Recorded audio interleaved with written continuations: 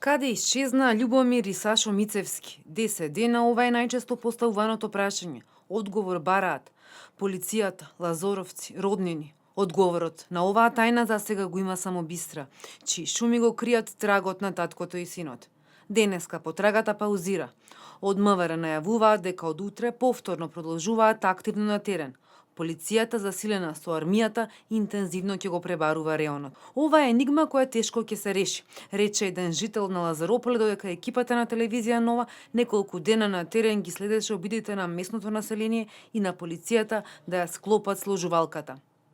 Откако детално се пребаруваше теренот, со хеликоптер, со полициски тигри, кучиња трагачи ги свртеа шумите, се вклучи од Националниот парк Маврово шумската полиција, алпинисти. Сите се прашуваа како може толку да се изгубат двајца луѓе на возраст од 78 и 50 години.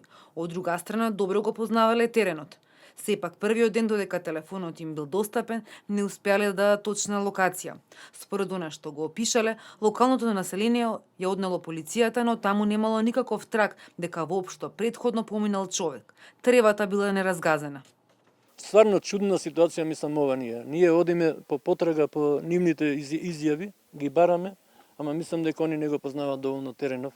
Ако ние добиваме информации дека они го познавале теренот, ние изгледа лутаме само на една страна, тие може да се не сасвим на трета страна и не можеме да ги пронајдеме ден денеска, нажалост.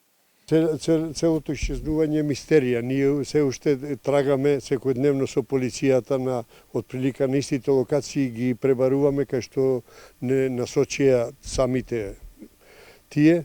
Не можеме да ги најдеме. Сега го ја прошируваме потрагата по други локации.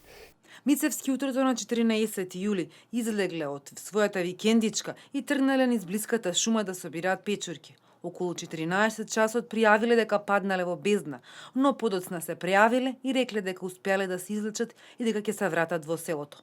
По неколку часа повторно жителите од селото добиле повик дека се изгубени. Контактирале се до 22 часот, пошто батеријата се испразнала и од тогаш се недостапни. Се пребарувал и реонот околу базната станица каде последен пат бил регистриран повик, но и тоа минало без резултати. Останува дополнително да се пребаруваат и останатите карпести предели околу Лазарополе. За таа намена во четвртокот беше активиран и дрон да го сними недостапниот терен. И тигрите обучени за вакви акции се искачуваа по стрмните карпести ридови. Но како минуваа деновите, така се намалува и оптимизмот. Облак со мистерии надвиснува над Бистра. Многу прашања, ниту еден логичен одговор.